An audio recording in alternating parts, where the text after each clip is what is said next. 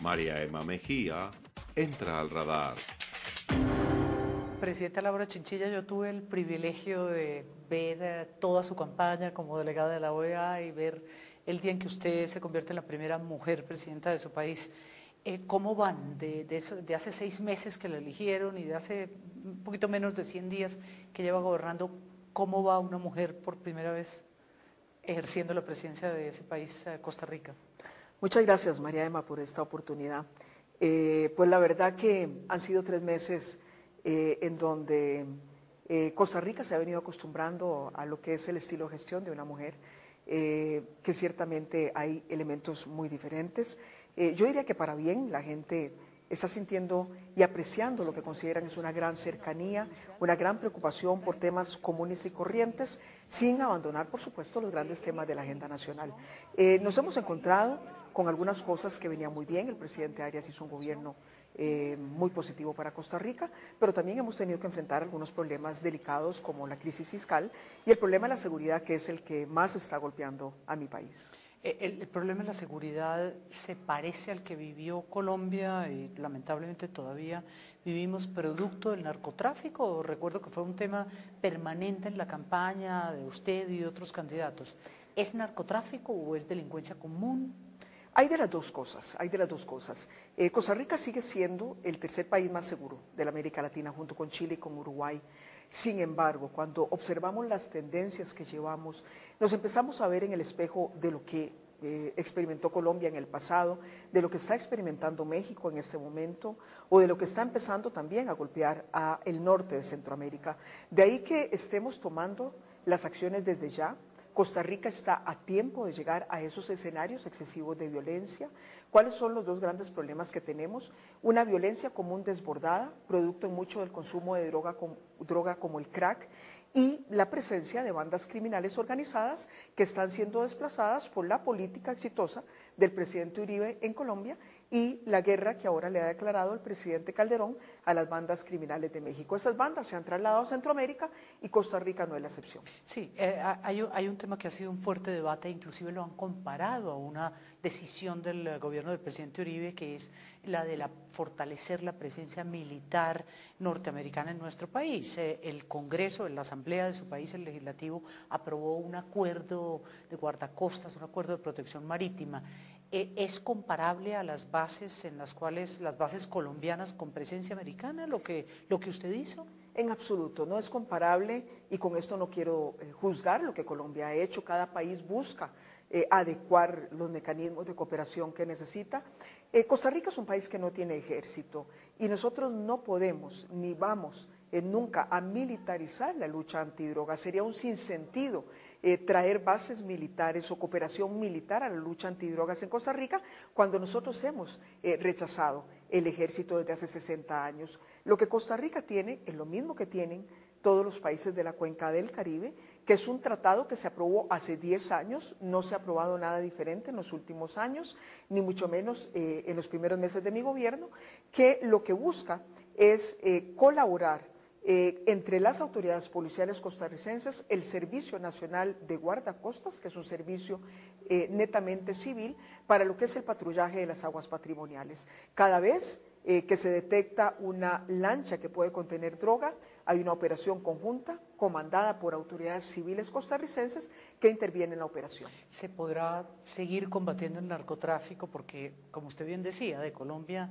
se desplazó a México, México en esta batalla frontal va bajando.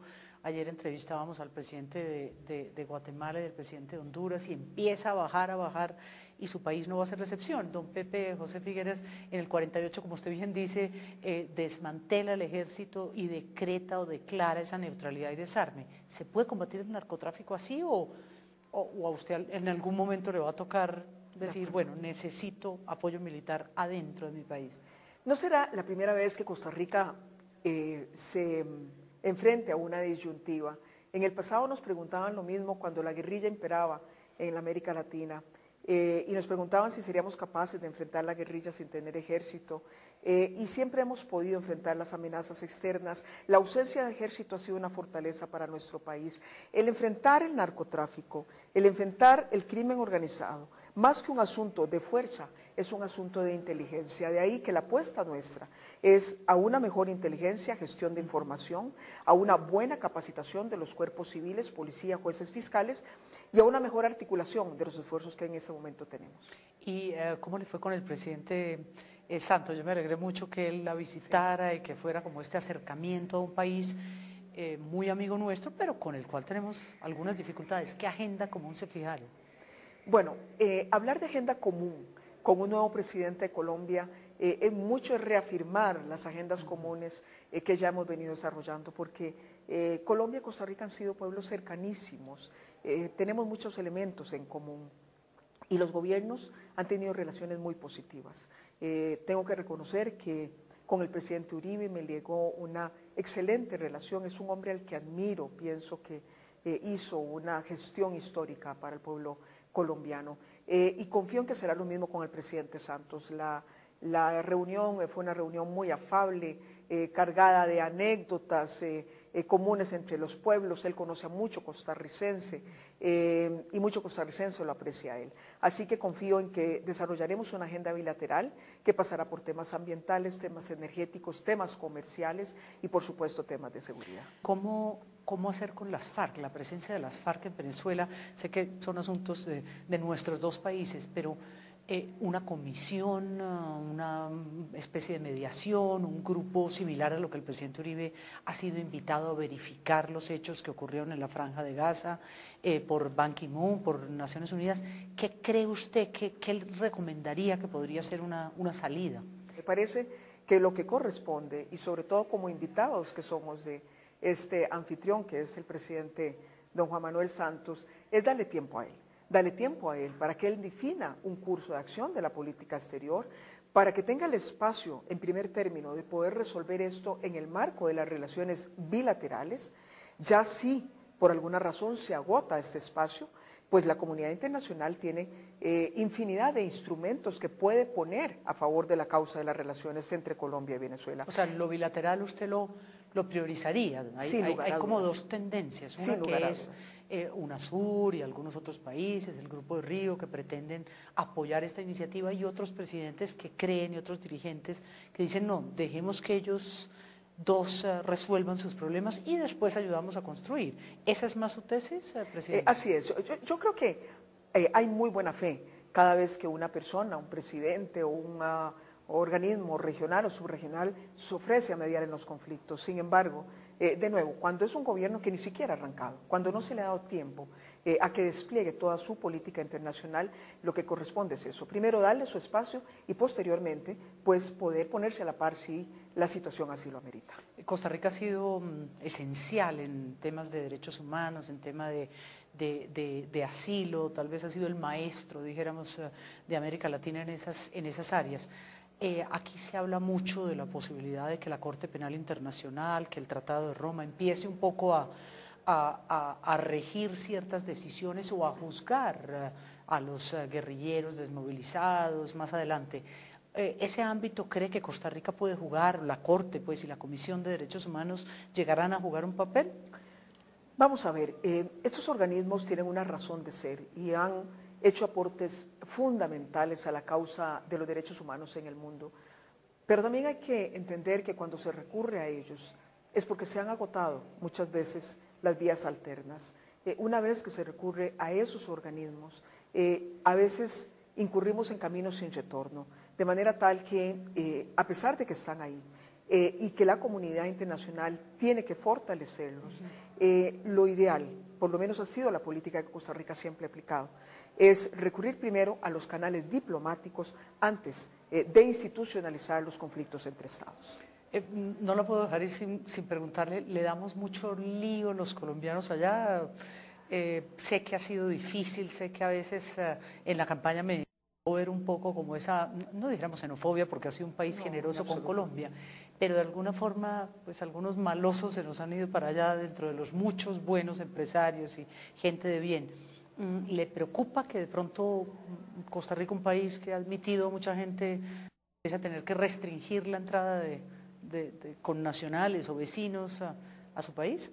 En realidad, la política en materia migratoria de Costa Rica fundamentada por poner algunas restricciones, a veces temporales, cuando se dan grandes flujos de expulsión de algunas naciones de sus propios nacionales. Nosotros, ¿no? Que le caímos a En una muchos, época ¿no? determinada. Sí. Sin embargo, tenemos que reconocer que últimamente empieza a parecer revertirse estas tendencias de expulsión de colombianos de Colombia.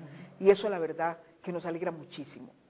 Pero yo sería muy injusta si dijera que los colombianos han ido a darnos tenemos una comunidad colombiana en Costa Rica que lo que ha hecho es aportar a favor del desarrollo de Costa Rica. Nos ha llegado mucha gente sumamente emprendedora, trabajadores, gente que ha generado riqueza, gente que ha aportado culturalmente, gente que ha aportado gastronómicamente. Entonces, en realidad, de los colombianos, experiencias muy gratificantes, y Costa Rica sigue acogiendo a los colombianos con gran cariño. Oiga, ¿y recuerda sus épocas aquí? Sus padres fueron embajadores en este país, su hermano estudió en los Andes, usted misma estuvo mucho tiempo, Andrés Carne de Res era su segundo hogar, de alguna forma un sitio muy emblemático culturalmente para Colombia y gastronómicamente, como usted dice. ¿Qué recuerdos tiene de esa época, presidente? Muchísimas cosas, todas ellas muy, muy agradables, a pesar de que reconozco que fue especialmente convulsa para Colombia, pero recuerdo desde grandes amistades que dejé aquí en Colombia, recuerdo la excelente, exquisita gastronomía de Colombia, recuerdo el espíritu tan alegre que tiene el colombiano, esa música tan vivaz, las culturales, la plaza, la confección, así que son muchas las cosas buenas que llevo en mi corazón de este queridísimo pueblo colombiano. ¿Y sus papás la acompañaron esta vez o no se podía? En esta ocasión, desafortunadamente, no, porque es una visita casi que de 24 horas. Bueno, aquí la esperamos con sus padres, con sus hermanos, con su familia, y de verdad mucha suerte, y que sea el camino de que muchas otras mujeres dirigentes en nuestro continente puedan avanzar hacia esa presidencia, y queremos mucho su país. Así que desde Caracol y Radar, muchas gracias. Muchas gracias, María Emma, y confío que también Colombia pronto le dará un ejemplo al mundo poniendo la primera mujer presidenta de este país. Muchas gracias. Gracias.